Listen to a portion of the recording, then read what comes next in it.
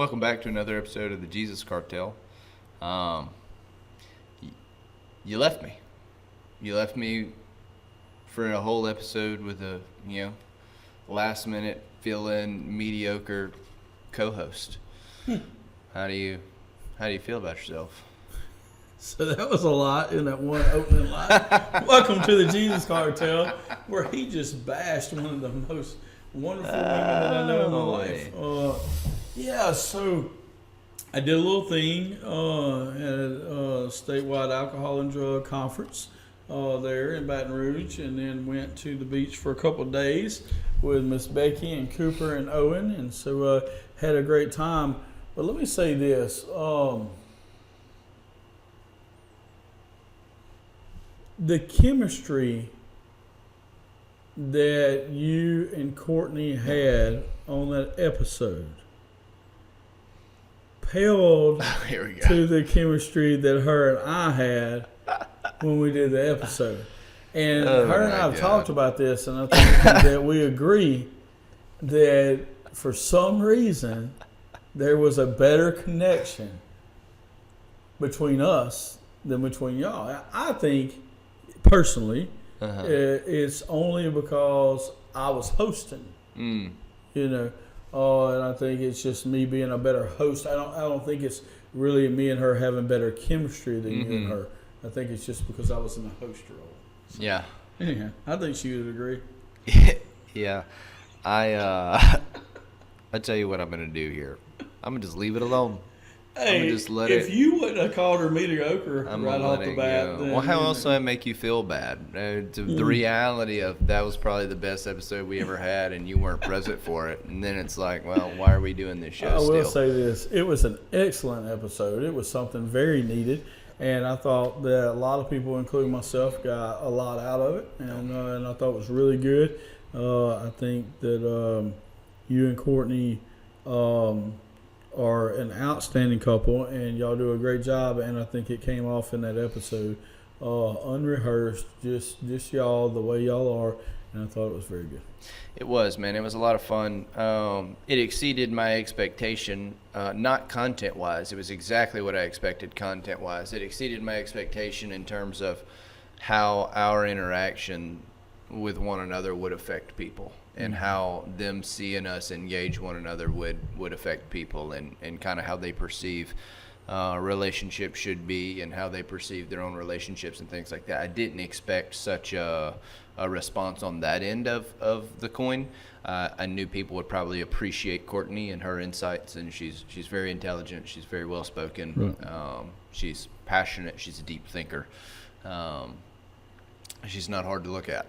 And so, I expected, to get some positive response on those things. What I didn't expect was just the dialogue between us to have an impact on people. But I would say as many compliments as the episode has gotten on the content side, I've gotten an equal amount of compliments on just the interaction side. And I think that some of that is that so many times we're front and center, and people see our interaction with other people, but they don't see our interaction with our spouses, because our spouses are taking care of the other things that allow us to be front and center and do what we do. And so I think that them just seeing that you basically have the same type of interactions with her that you have with them, that you're the same guy all the time. I think that to them it makes you a little more realistic and stuff, and they see that, and so it's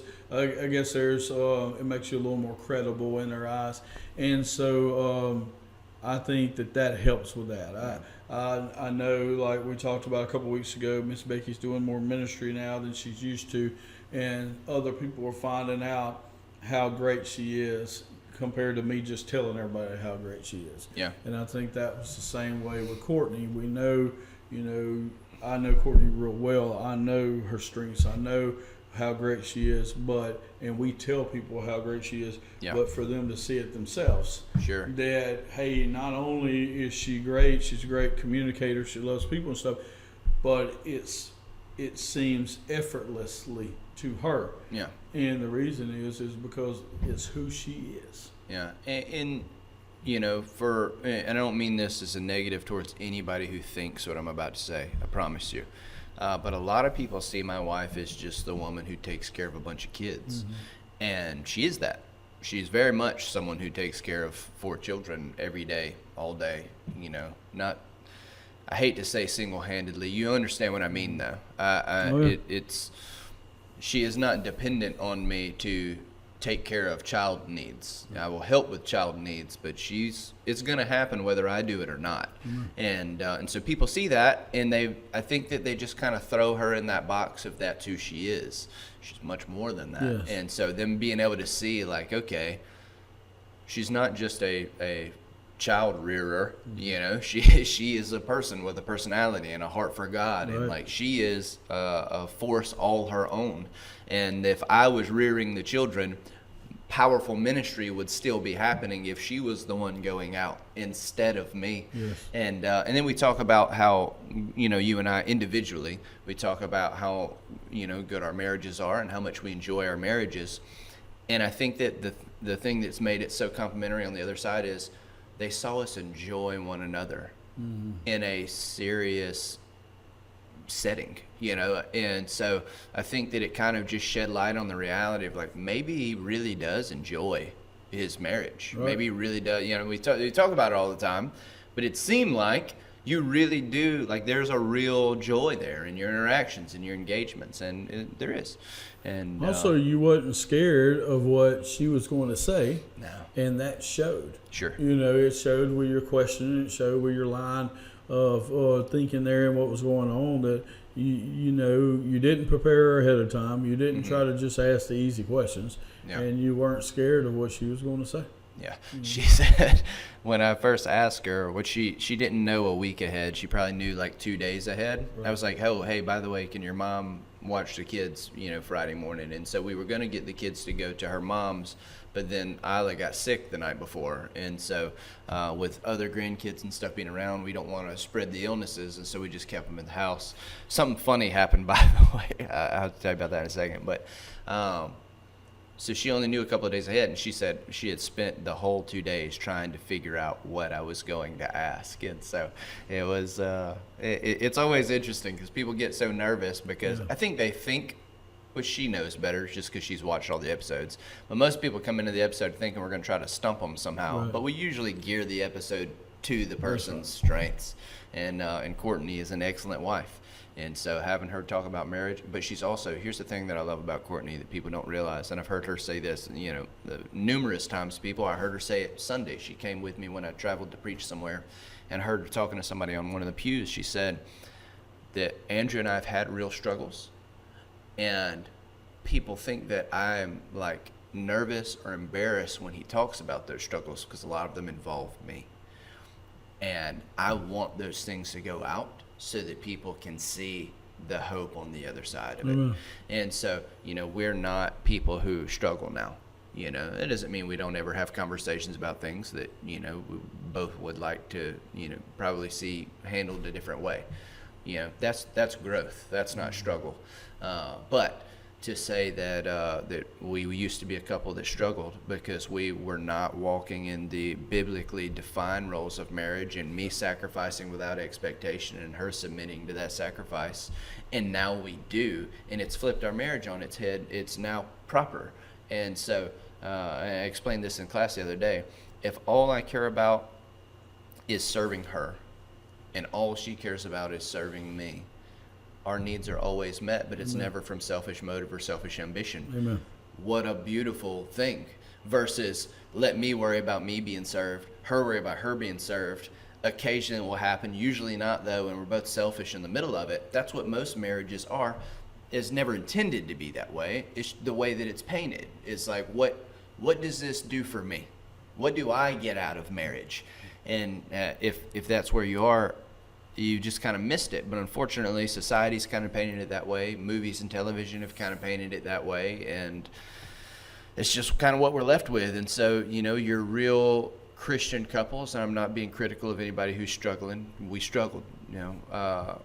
the real Christian couples, though, who are really leaned into the Lord, they will find their way through that back to that biblical foundation. Because if you're chasing after Jesus, there's no way you won't arrive there. You're going to arrive at, hey, I don't think I'm the main character of this story. And when you get there, it changes everything. Yeah. Yeah, we could talk about that for hours because that's a passion of mine. Women like to be cherished. Men like to feel respected. If you cherish your wife, she'll respect you.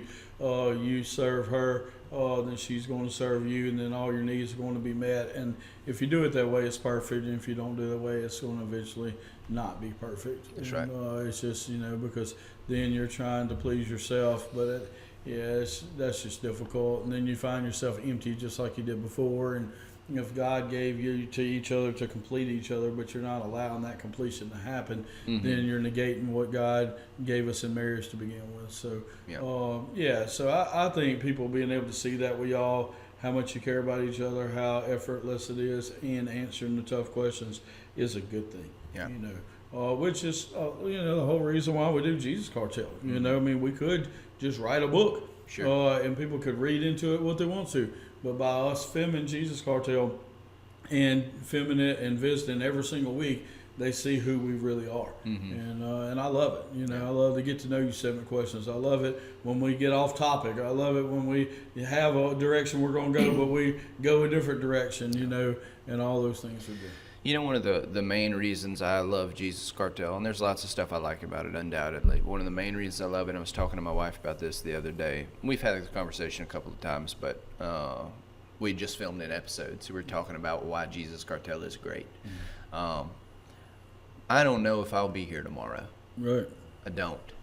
But I've got almost 3 years of my heart and my teaching that my children will be able to pull up and see at any time. We have talked about every topic under the sun, and they will never have questions about what their dad believed and what he knew was true and who he followed and how he lived. And they get to know the goofy, silly stuff too. And like they will, even if something happens to me tomorrow, my 1.5-year-old son Maddox will get to know about his dad at a depth that most people couldn't imagine getting to know their father after their passing.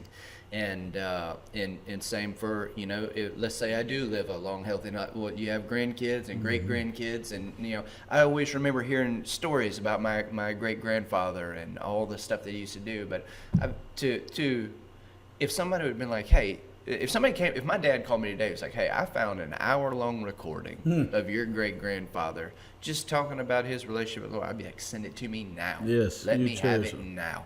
And I would be so excited because I've heard all the stories, but I would love to hear from him. And so to be able to just preserve, if for no one else, for my family, I think that's such a beautiful thing. And it's got a lot to do with why I was so passionate about it, in its initial stages, because I just thought that it would provide an immense amount of value in a lot of places. But I'm someone who writes letters to my children for years from now. And so it's called Dear Aria. It's saved in my computer, and I email it to my wife every time I make a new insert. But Aria was my first child, and so it's still called Dear Aria. But I write to each of the children individually about things that are going on in their life, and I talk to them about their mom, and just build her up, and I let them kind of just see their lives through my perspective and how I'm reacting to their growing and stuff like that. And one day they'll get those, and that'll be really neat. But I just think that it's important that we have legacy. I think that legacy is something that, I don't say it's gone away, but it's not valued like it used to be. Right. Well, a lot of it's because the family unit's not valued the way that it used to be. That's a good point. Marriage is not valued the way it used to be, and so legacy is not valued the way it used to be, and we've seen that transition. When you were talking about the people living their life this way in his life and hope that it works for a while or whatever, and that's the reason why a lot of people aren't even getting married now, because it's just, if it doesn't work, it's so much easier just to break it off, because it's more like roommates with benefits, I guess, than it is than more like a marriage. But so when the family unit starts to dissolve and the marriage starts to dissolve, and then legacy starts to dissolve. But for us, legacy is a big deal, and I look at it, that there's no mistaken where Clay feels on a certain topic. Yeah. Wow, we put it out there. Yeah. No mistaking where Andrew feels. I mean, you can go through our topic list, and we could do that one day where we just made a glossary to where like that, and they just look straight through there instead of having to look at each one individually. And hey, this is a topic I want to hear. What did my daddy think about this? Or whatever. And there's no mistaking where it's at. So if something did happen and you passed away, Courtney wouldn't have to just tell Maddox, hey, well, your daddy really thought this about this. He could listen to it. That's right. and know exactly where his daddy was on this.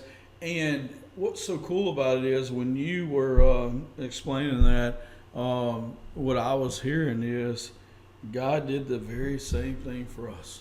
That's right. He wrote all these things down for us so that we would have them right there.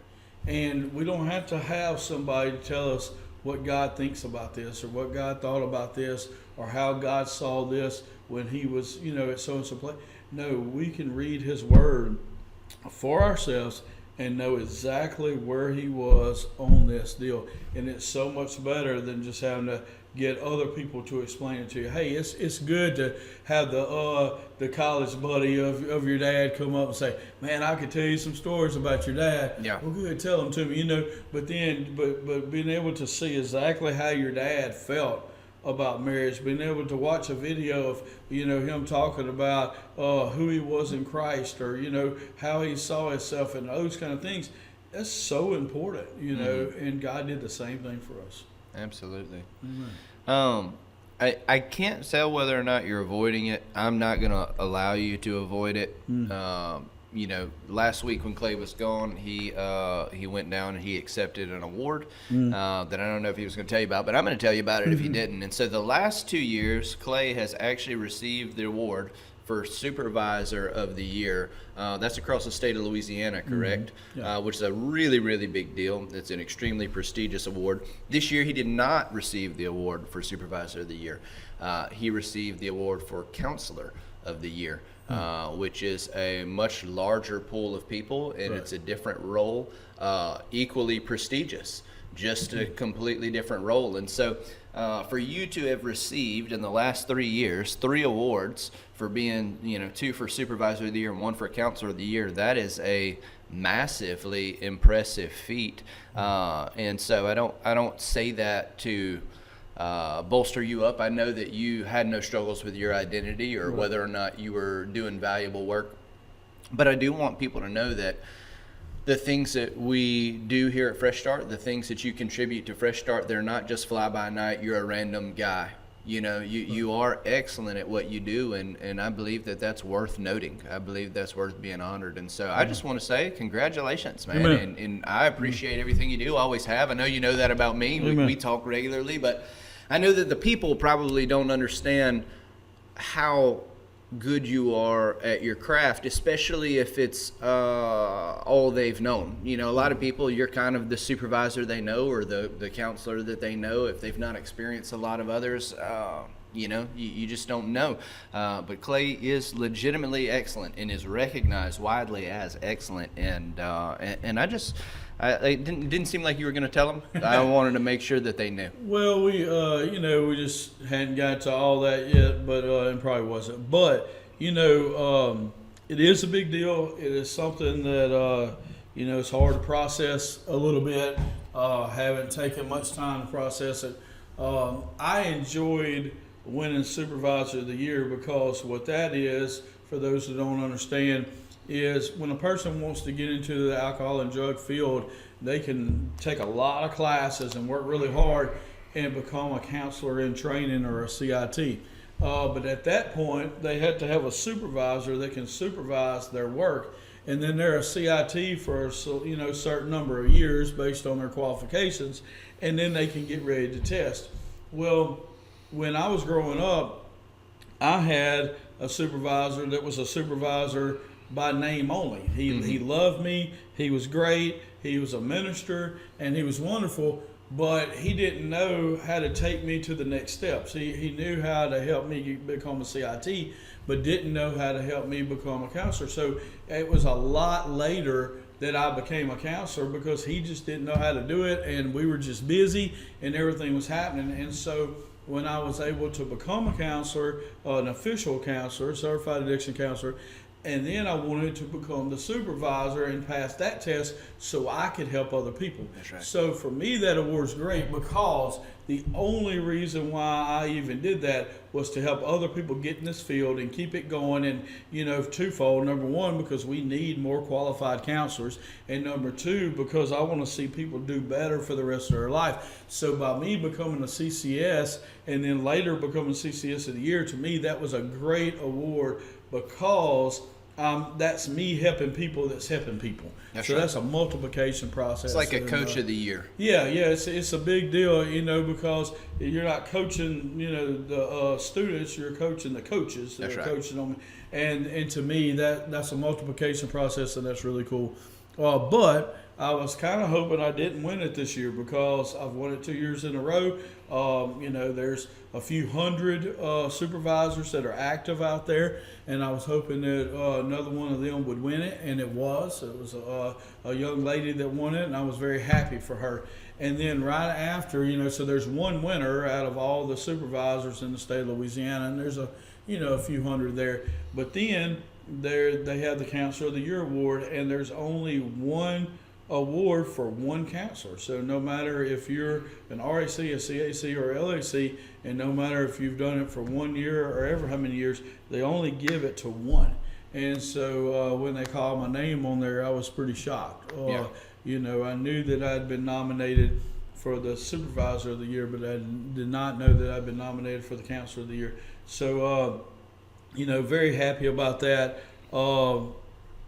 And because I've taken more of a counselor role with the new IOP and the new stuff that we have, and I'm very much enjoying that. So anyhow, great honor, and I'm very happy about it. And it brings a lot of notoriety to Fresh Start.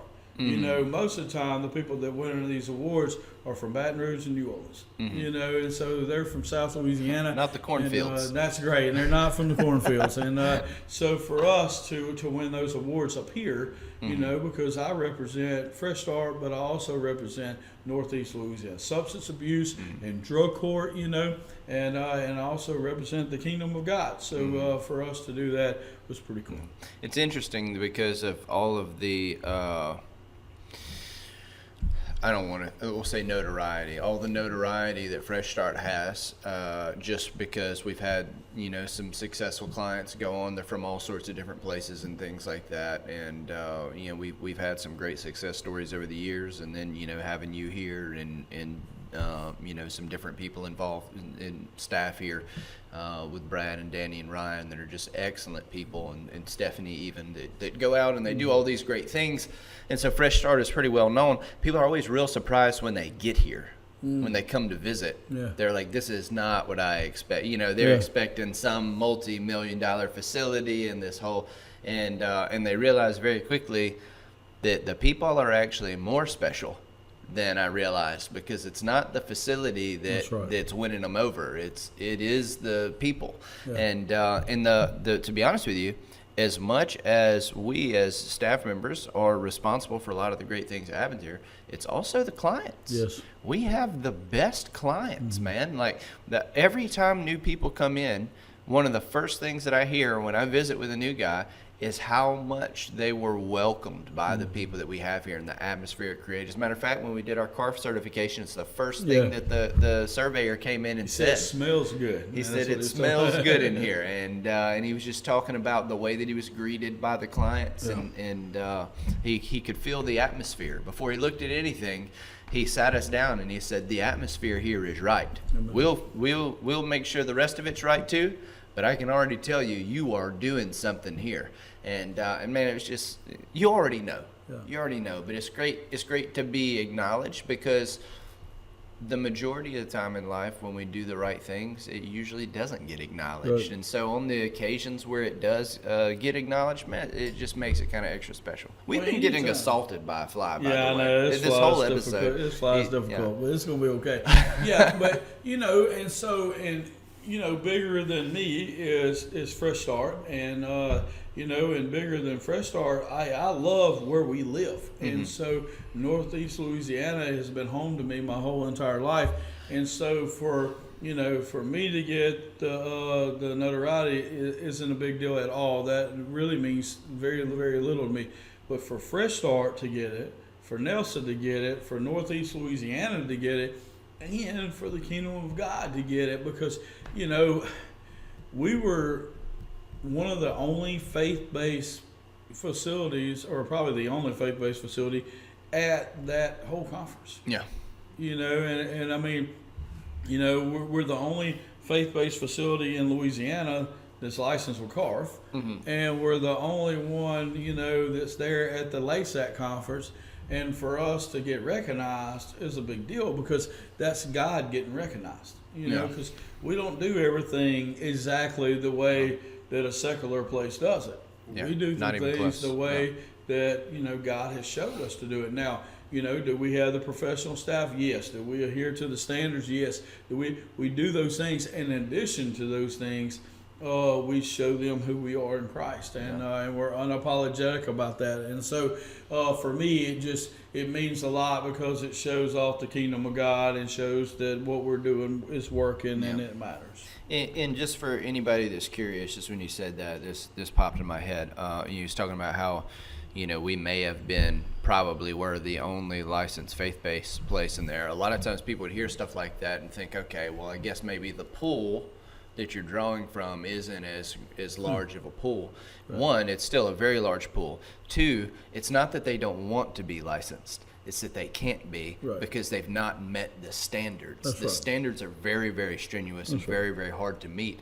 And so just to even get on board, it's a lot that has to be in place. And so the fact that even if Fresh Start and Clay hadn't won the awards that it has won, and Fresh Start's won many awards in and of itself, for the record, even if it hadn't, just the fact that we've even passed through the licensing process, just the fact that we've even gotten CARF certified, those are huge ordeals that most people, they can't do. They just don't do. Yeah, so we've never won an award for the best faith-based place.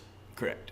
Every award that we win, we're on the same playing field as everybody. Yeah. So when I won Counselor of the Year, just to make sure you understand, every single registered addiction counselor, certified addiction counselor, licensed addiction counselor in the state of Louisiana was in that pool.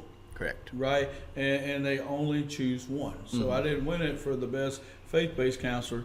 They just chose a faith-based counselor that won the award. Yep. And that's a big deal.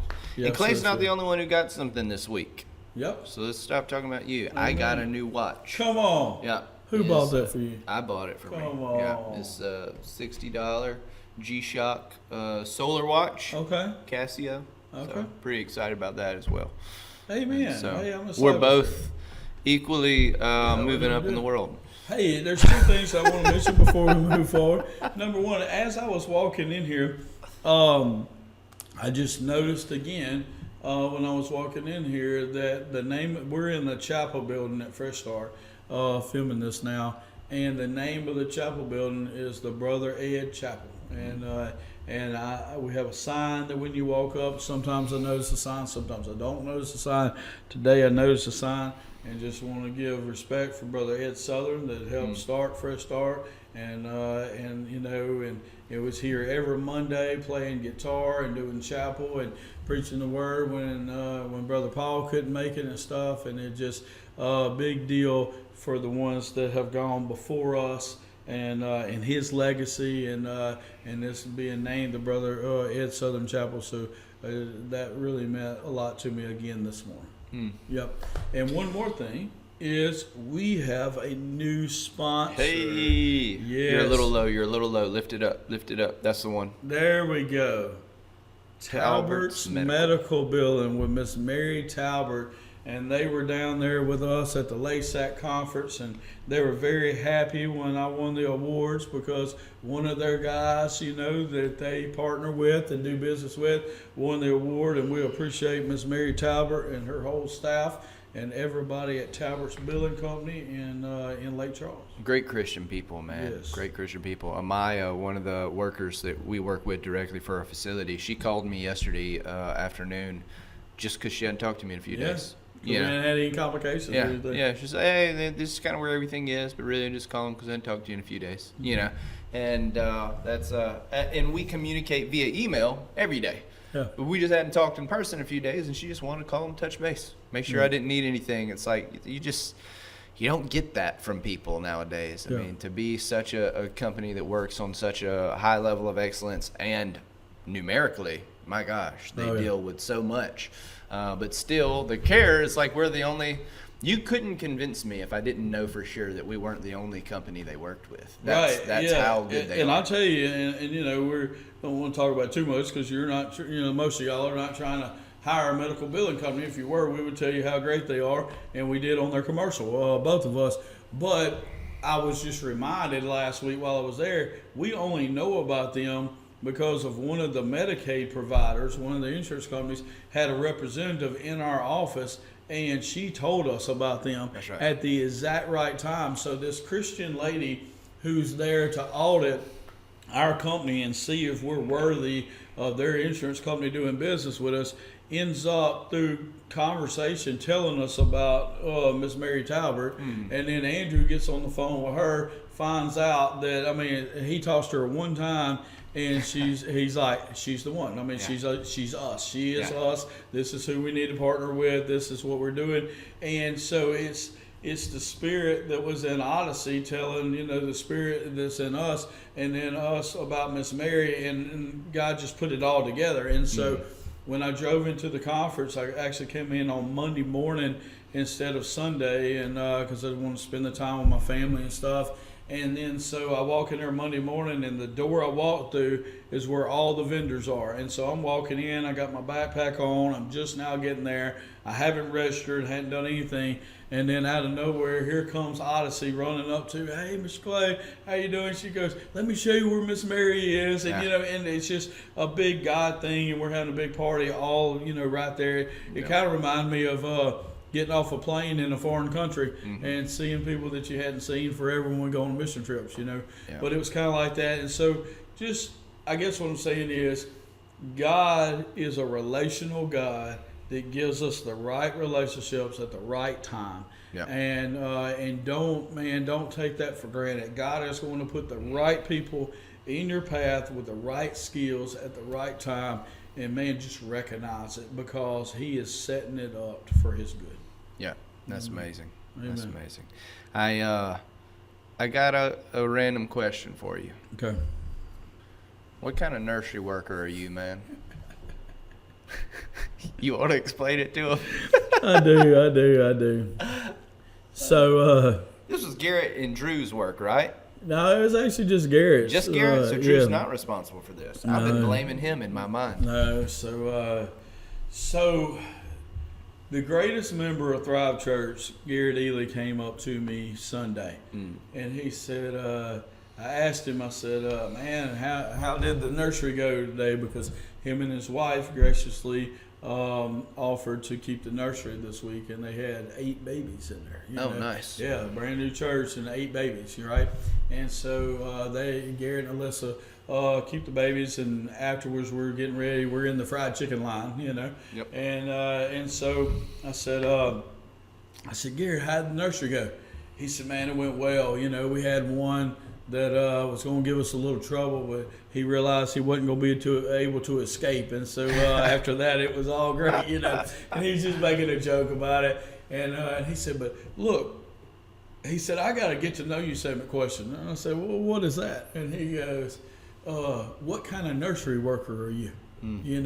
Are you the kind that, and he went on a couple little things. I think he said, are you the kind that gets everything lined out? Are you the one that just sits there and holds the babies? Are you the one that gets on the ground and plays all the games? Or are you just the guy that goes straight to the snacks so that way they'll like you?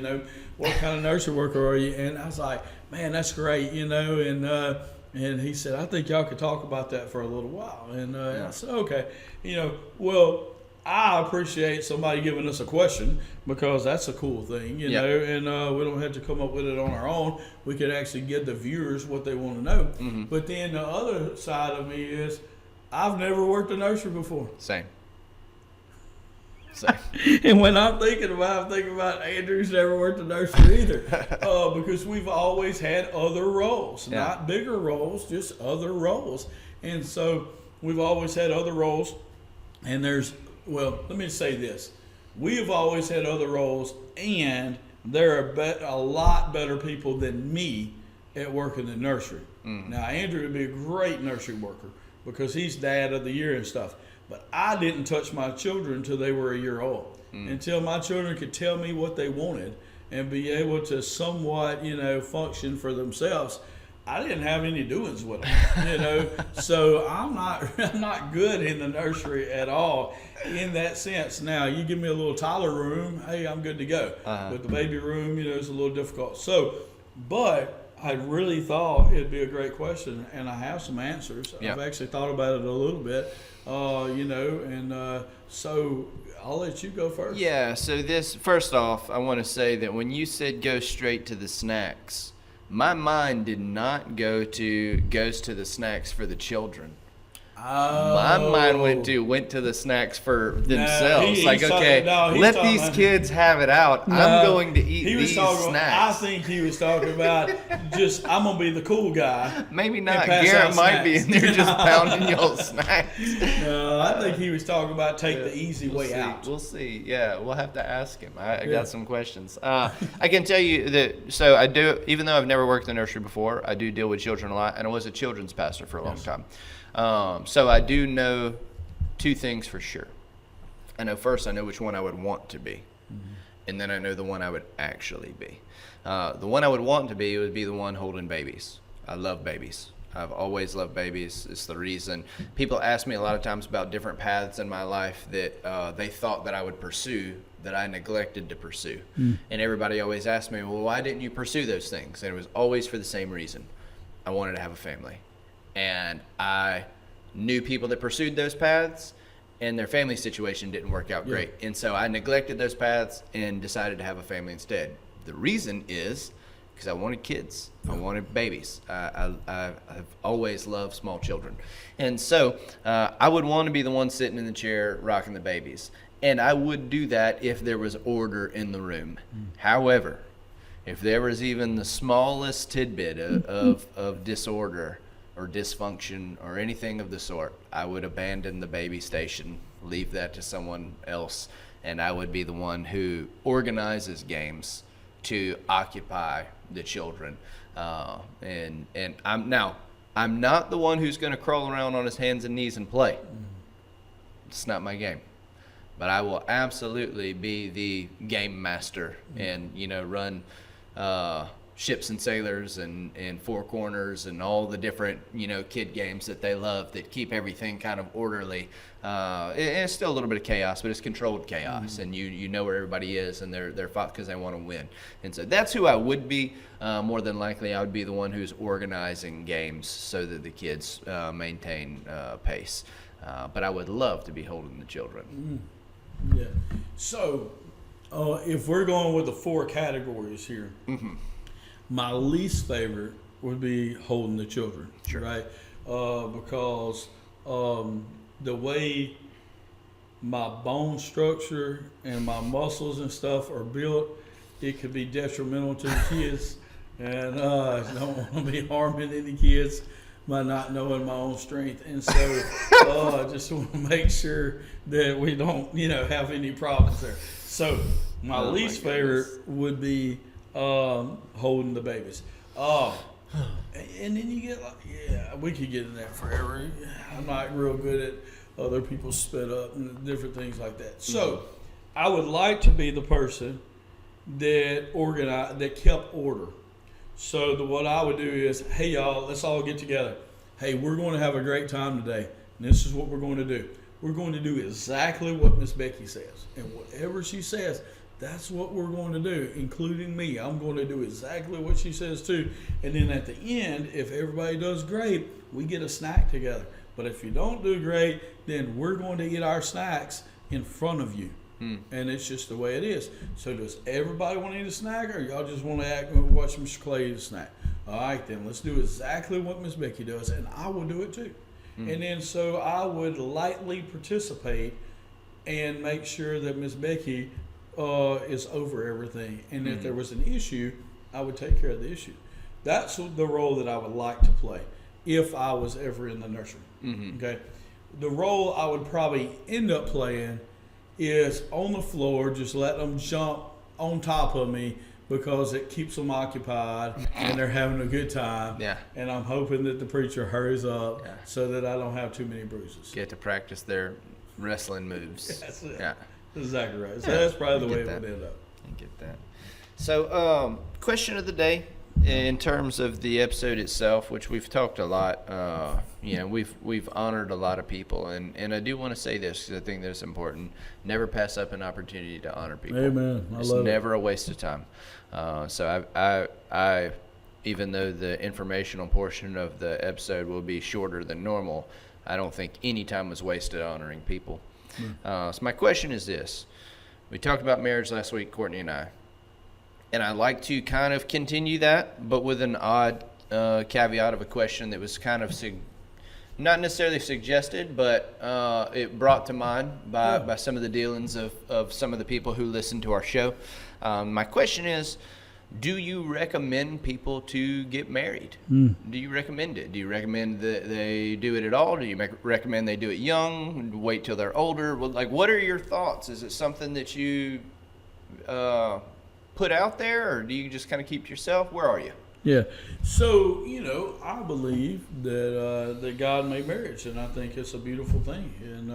And I think in His timing, with the right person, it can be wonderful. Now, I am not one that pushes marriage, young or anything like that. Certain people do. Hey, that's great. A lot of people believe in, high school sweethearts and stuff. And, hey, it's great. Becky and I were really close to high school sweethearts, and been together forever. And so I'm not against that at all. But at the same time, I'm really looking at it more on an individual basis and exactly where we are as far as what God wants right now. Yeah. Now, let me tell you what I am a very big proponent of, and that is real life dating. Explain. I love real life dating, and here's why. Because Miss Becky and I dated for 4 years. I was in college, she was in high school, and then in college, and we didn't, most of the time, wasn't living in the same town and stuff, and we really dated each other. Back then, we didn't have cell phones. I had to be home, and she had to be home, and in order for us to talk to each other. And, I had to ask her, hey, do you have plans on Friday night? And she would say, no, what do you want to do? And I'd be like, hey, let's go to Monroe, or whatever. And so we really dated each other. Yeah. I sent her flowers to school a lot. I didn't buy something like concert tickets without asking her, because, hey, are you free? So-and-so. And so we really dated each other.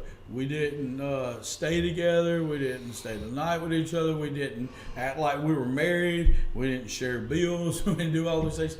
We really dated each other. And I like the concept of dating.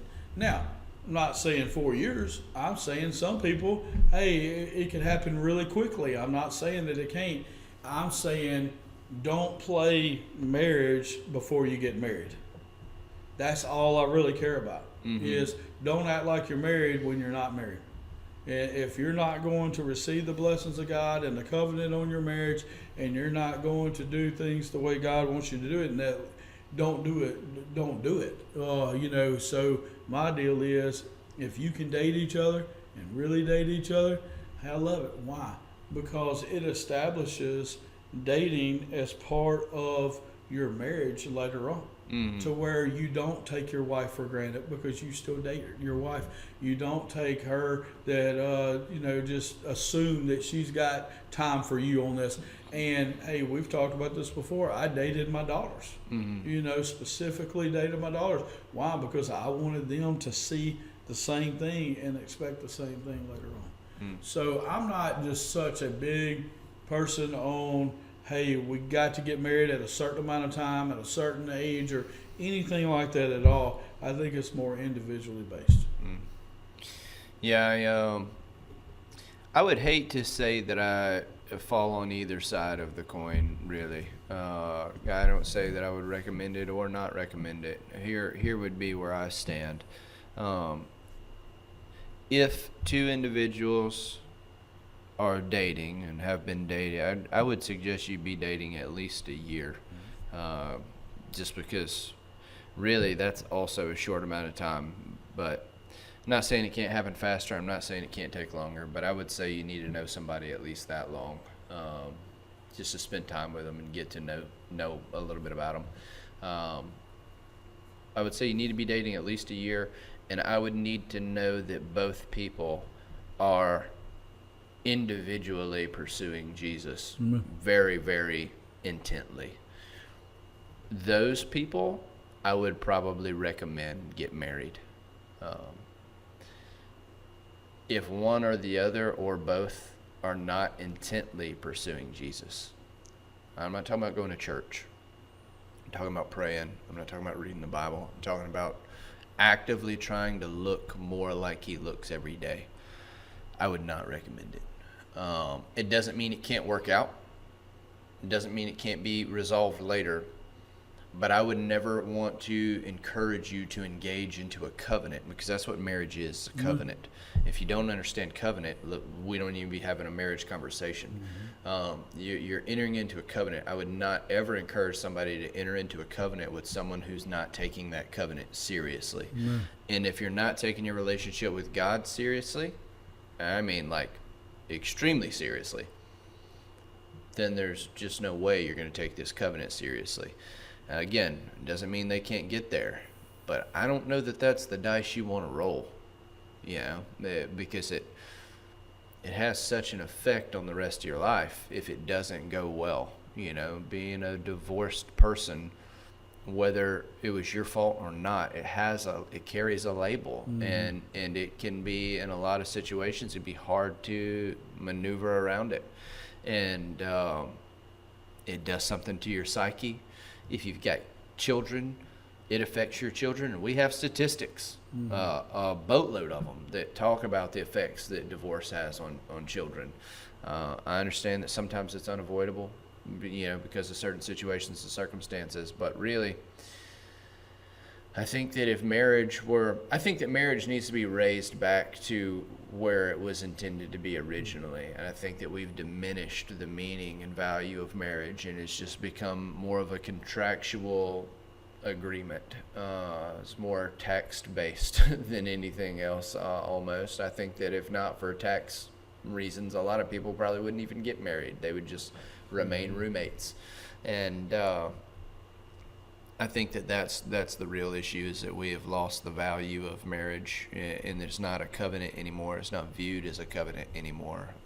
It's viewed as something that, hey, we'll try to make it work, and if it works, great, and if it doesn't work, then we'll just agree to part ways. And it's like, that's dating. That's not marriage. Like, you don't continue to date. Now, I understand on the one end you should continue to date your wife.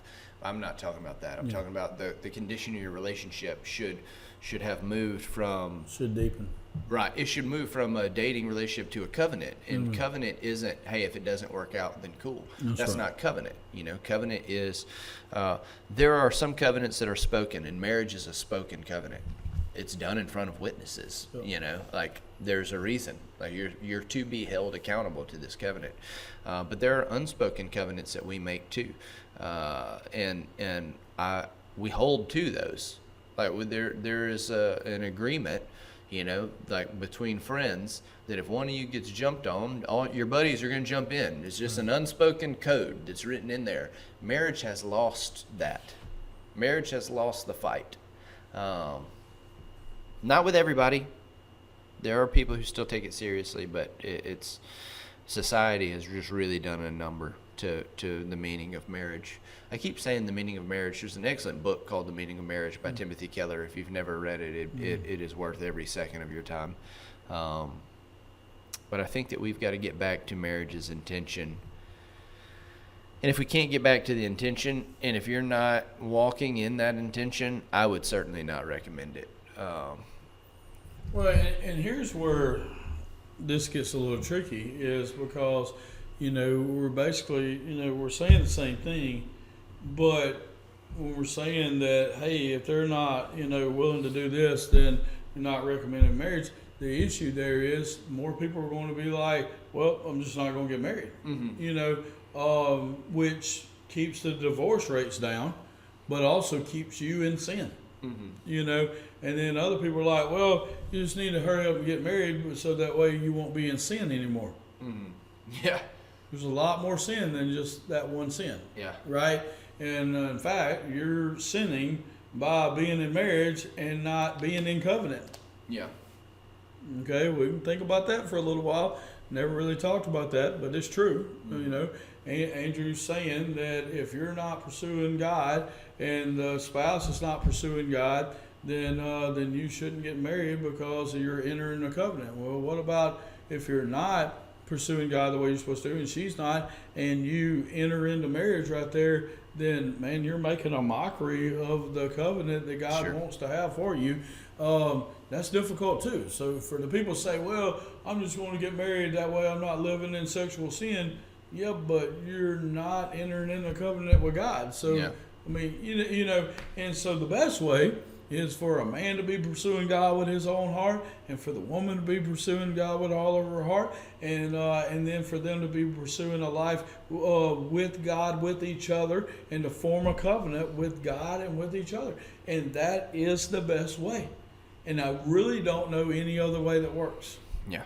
So when we don't see somebody with that happening, we're not going to encourage them to get married so that we hope that it would happen, because they're going into it wrong to begin with. Yeah. Right? Whereas I hear a lot of pastors say, well, they're already living together, they might as well get married. Well, come on now. Yeah. We can't make it worse on this side and stuff. And that's the reason why I said from the very beginning that it is a couple by couple basis. It is a person by person basis.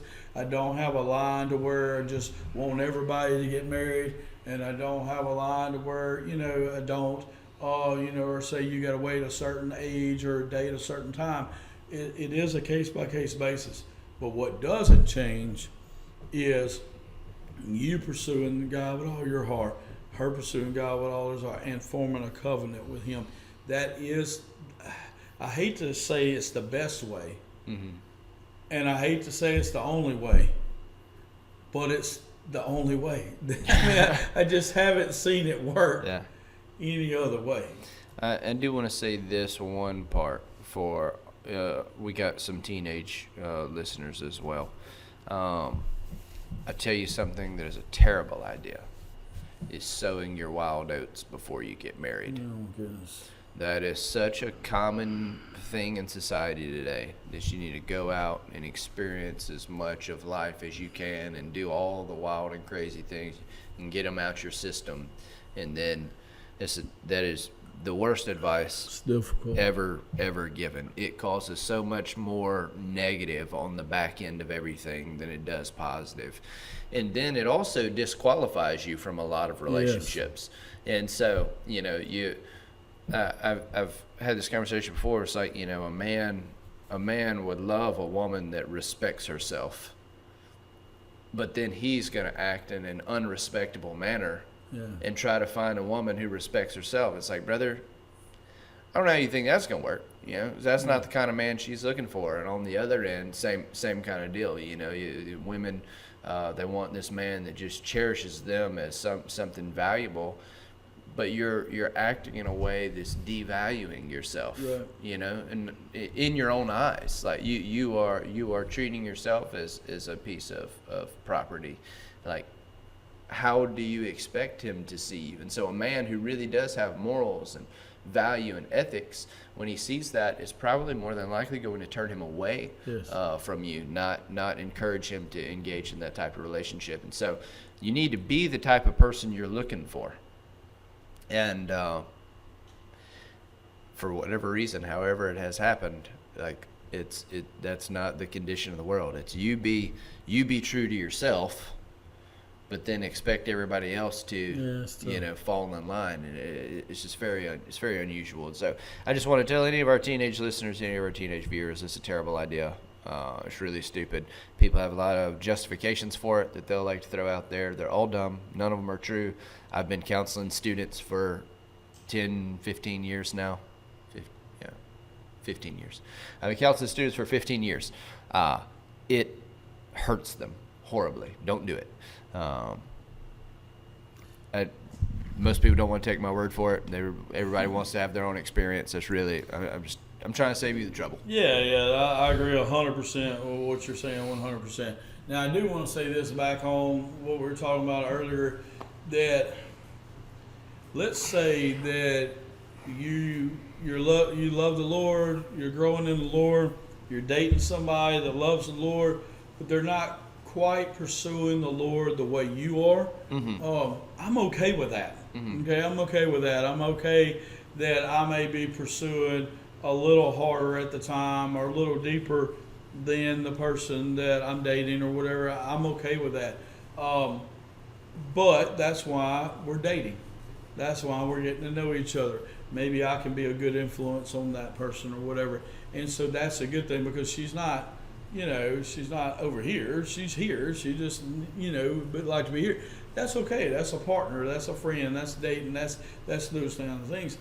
But if they're just unwilling to develop a relationship with the Lord and stuff, then we don't even need to be having this conversation. That's right. We're not going to, it'll be better once we get married. No. It's easier now, Yeah. And so at some point, we realize that, hey, this just isn't going to work, and we let it go. Yeah. And so when we talk about, when Andrew says, hey, if you come to him and you're pursuing the Lord and really hard, and she's pursuing the Lord, then, and y'all want to pursue it together, hey, then we would think about, looking at this marriage thing. I agree 100%. But along with that, once you realize that they're just unwilling to do that, then there's no need to be dating again, because Mr. Right that God has for you, because we believe that the Mr. Right that God has for you isn't going to be attracted to you while you're dating Mr. Wrong. Yeah. He's just not. And the quicker, if he can not ever see you date Mr. Wrong, that helps. That's right. Because it's like Andrew said, you're devaluing yourself. Just to have a boyfriend, or just to have somebody to go eat with, or just to have somebody to go do something with. Hey, that's okay, and I understand that. But once you call them a boyfriend and enter into an intimate relationship and stuff, then other people are watching those things. Yeah, I agree. Hey, look, man, that's all I got. You got anything else? And we could talk for hours on marriage. We could talk for hours on honoring people. But look, we appreciate y'all tuning into the Jesus Cartel. I will say this. I did not know how many regular listeners, especially on Fridays that we have and stuff, until the episode didn't drop on Friday. And people were like, man, what is wrong with my phone? We got people crashing out, doing different things like that. And so it just made me think and appreciate y'all so much for being our listeners and listening to us every week. And it feels good. Thank you. Appreciate it.